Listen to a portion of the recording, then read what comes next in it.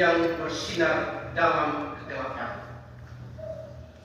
Tema ini bersumber dari tema umum Kapitel SPD yang akan datang. Hendaknya terangmu bersinar di depan orang lain, murid-murid yang setia dan kreatif di tengah dunia yang terluka. Demikianlah hendaknya terangmu bercahaya di depan orang, supaya mereka melihat perbuatanmu yang baik dan memuliakan Bapamu yang di surga.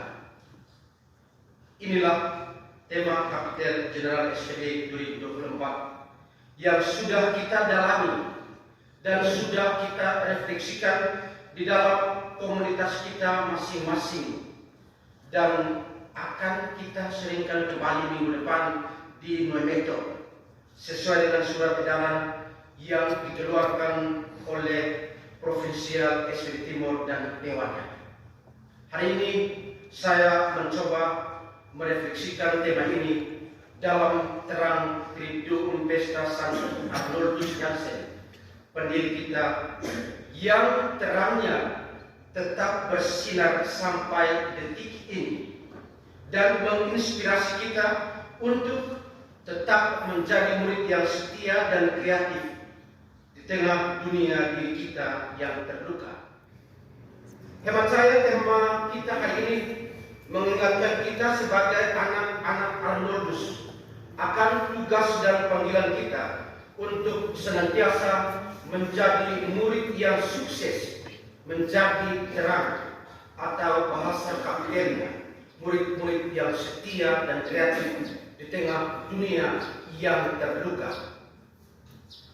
Terang yang bercahaya sekecil atau sebesar apapun cahayanya haruslah memancarkan kasih dan kebaikan Allah, yakni memelihara kebenaran, persaudaraan, kesetiaan, kreativitas yang positif, dan menyebarkan cinta kasih Allah.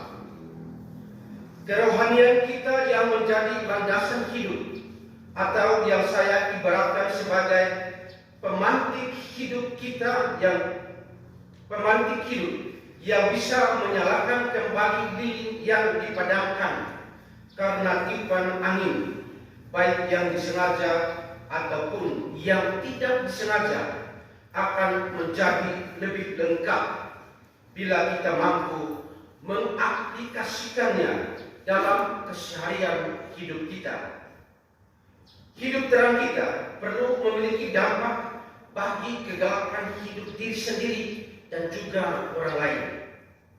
Tindakan-tindakan baik kita, kasih, kebaikan, persaudaraan, kreativitas, dan kesetiaan yang kita pancarkan kepada orang lain haruslah sampai pada pencerahan akan kehidupan sesama untuk memuliakan Allah, dan bukan seperti orang kupang bilang makan puji karena kebaikan dan kehebatan pribadi.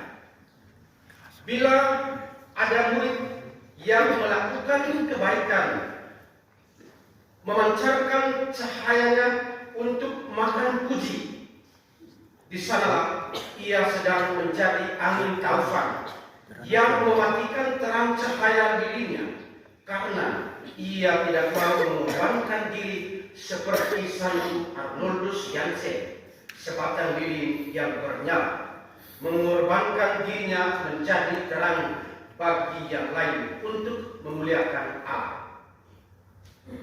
Murid-murid yang setia dan kreatif di tengah dunia yang terluka, dengan segala pertanyaan yang telah kita jawab bersama, tidak berarti kita bebas dari krisis dan gelapnya hidup.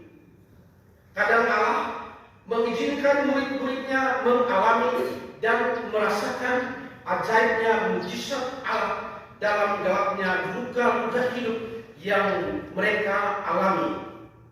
Namun di pihak lain, para murid pun dipakai Allah untuk menjadi keajaiban itu sendiri.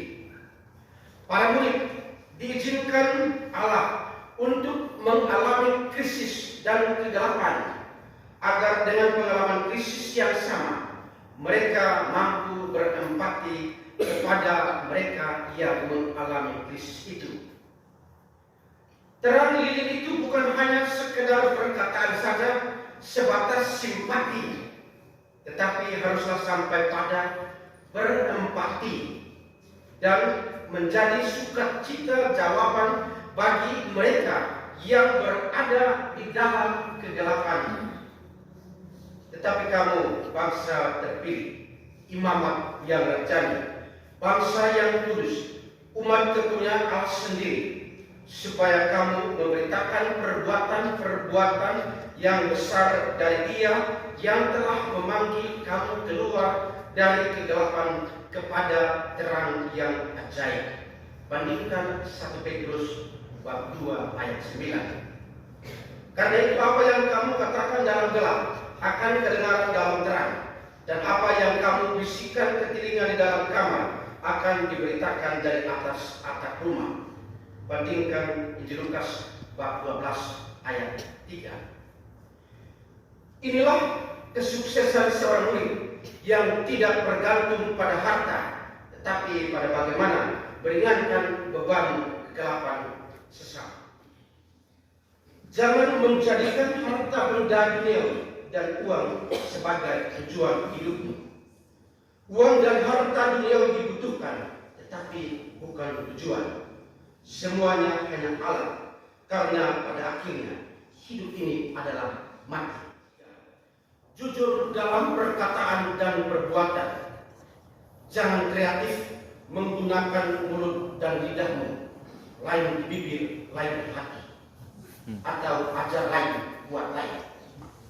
Orang-orang seperti ini, segala teori tentang kapten akan macet dan bawa belur. Kasih persaudaraan yang sempurna menjadikan sesama sebagai subjek dan bukan objek. Untuk para novis kalau tidak salah, kemarin dulu dalam seminar bersama para suster novis SSPS, saya mencoba untuk merangkulnya dengan mengatakan penghargaan terhadap martabat dan pribadi manusia. Penghargaan terhadap martabat dan pribadi manusia adalah jalan menuju surga, terang yang sesungguhnya, atau jalan menuju kesuksesan. Bila Anda gagal di sini, maka segala teori indah dan refleksi indah tentang kapten general kita yang akan datang, yang sudah kita buat di komunitas kita masing-masing, akan tetap menjadi teori-teori indah yang mematikan kreativitas dan komunikasi harian kita.